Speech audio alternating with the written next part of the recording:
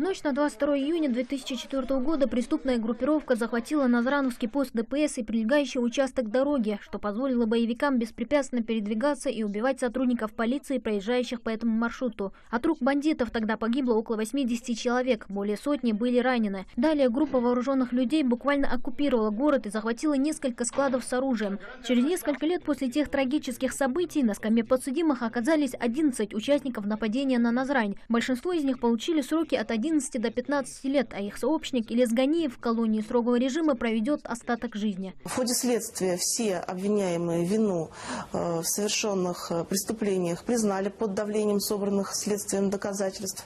Однако в суде они изменили свою позицию защиты и отказались от данных им ранее показаний, в том числе от признания своей вины. Перед судом предстал и Али Тазиев, он же Магаз. На его совести еще одно громкое преступление – нападение на главу республики Юнусбека Евкурова, в результате которого погибло 2 человека. А сам Юнусбек Евкуров с тяжелыми ранениями был доставлен в одну из московских клиник. Ему предъявлено обвинение в совершении вооруженных нападений в июне 2004 года на объекты правоохранительных и военных структур на территории Республики Ингушетия, а также убийство сотрудника правоохранительных органов, в том числе убийство исполняющего обязанности министра внутренних дел Республики Ингушетия. За совершенные диверсии Али Тазиев получил пожизненный срок. Та же судьба постигла и организаторов взрыва у здания Назрановского РОВД. 2 марта 2010 года в ходе спецоперации Выкажева сотрудниками ФСБ были уничтожены 6 членов незаконных вооруженных формирований, в том числе и Саид Бурятский, организатор того теракта, когда террорист-смертник протаранил ворота РОВД на «Газели», груженной взрывчаткой, 400 килограмм в тротиловом эквиваленте. Взрыв прогремел в момент построения личного состава. В этом взрывном устройстве стояло 2 детонатора. Одно механическое, которое террорист сам должен привести в действие. А если его ликвидирует, то ему помогает его же подельники, которые находятся на определенном расстоянии, все это наблюдает.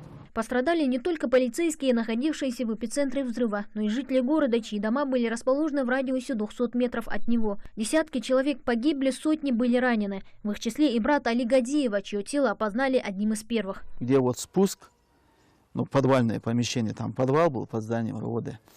Вот такой вот там был бордюрчик такой небольшой. Вот за ним телефон завалился, и там лежал, они его там нашли. Ну и потом впоследствии там выяснилось, что вот где он сам, ну, фрагменты тела его, именно вот в этом месте тоже, вот они его первым вытащили.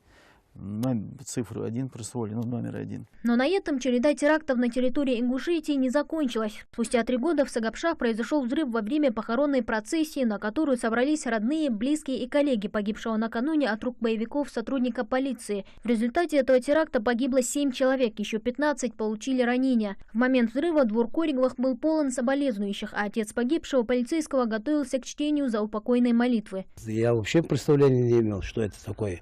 Потом, когда уже более-менее пришел в себя, понял, что это там очень мощный взрыв был.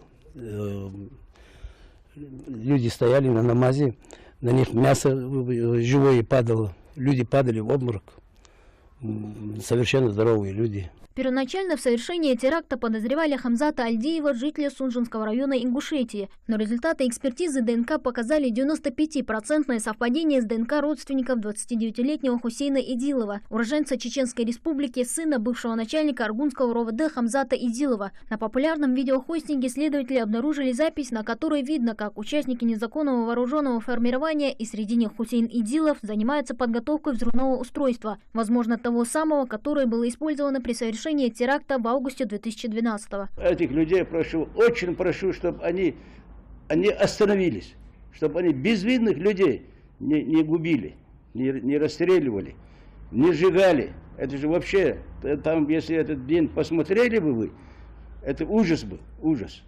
Я не желаю это, никому не желаю такой день.